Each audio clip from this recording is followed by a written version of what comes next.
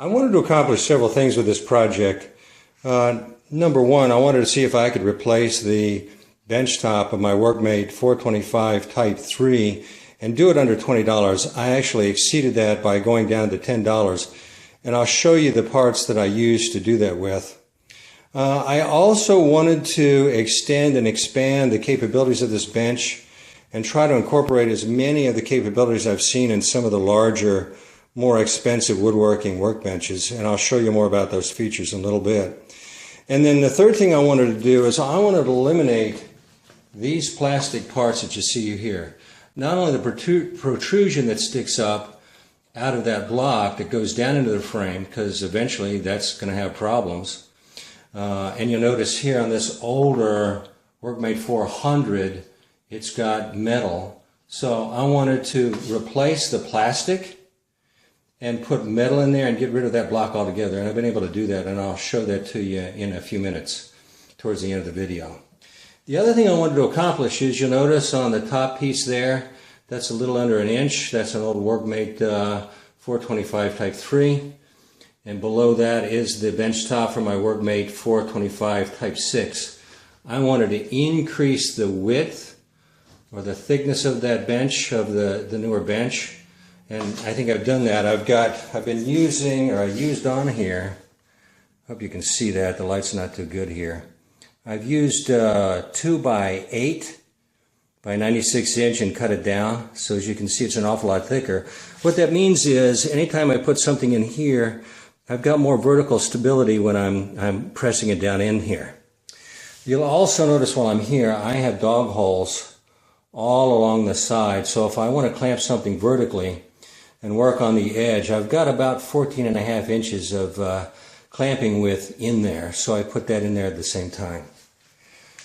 Also, you notice I've got a few more dog holes than in the standard Workmate 425 series. There's actually 58 dog holes plus 4 slots in here, so it adds up quite a bit, and I'll show you some more on that a little bit later on.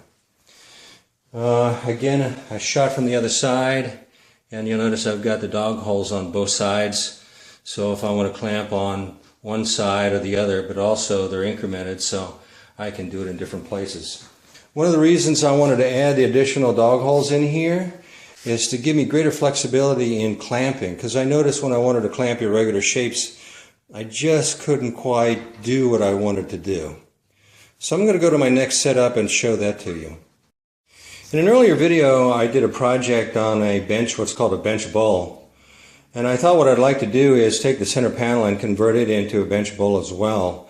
So as you can see here, what I've done is I've taken the center panel out, and I placed it between the front and the back.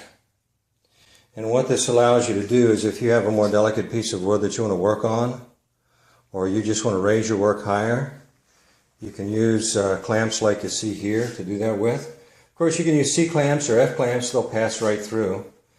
And then I've punched 3 holes in the top for either dogs or other posts that you might want to use to help you to clamp something horizontally across the top.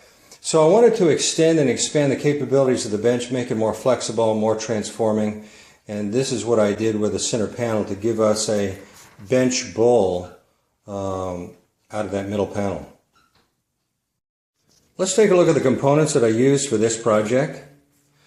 The first thing I want you to notice is that I reused the bolts, the carrier bolts that originally came with the bench, so I didn't have any binding bolts there. But one point that I want to make, this is the block that was underneath the first panel, and you'll notice that hole is countersunk. You want to, on the back side of this, you want to countersink that so that the piece that slides back and forth on that worm gear fits up inside that countersink for this bolt. So you're going to have to countersink this on both sides and make sure you leave enough room for that carrier piece. And on this bench it's white, on my other bench it's black, but there's a little portion, a little shaft that sits up and comes up into there. So you need to make sure you do that. As I said earlier, I wanted to make sure that I eliminated these blocks and the plastic portion that sticks up. I was able to do that with 4 of these bolts that you see right here. And I hope you can read those letters. It's AYB. So you can pause that for a second and mark that down. Now that is a 1.5 inch hex head bolt, and the thread size is 1/2 inch, and the socket size for that hex head is 3/4 of an inch. I drilled a 7/16 inch hole, which is just a tad smaller than the 1/2 inch diameter, and I forced it in there with a socket wrench, and it fits nice and tight. The other thing you're going to need to do, I can't give you a dimension on this, you're going to have to bring that hex head down so that it's just close enough that it pinches off inside that piece right there, inside that slot. And again, I want to point out, this is the right-hand side of that bolt, that hex head, is almost parallel with the side of the panel. If you turn this bolt just a little bit counterclockwise, it won't fit in, it'll be too wide. So when that's parallel to the right-hand side, it's going to fit into that slot nice and neat. But again, for the depth of that, I can't give you an exact measurement. You're just going to have to play with it till you get it right.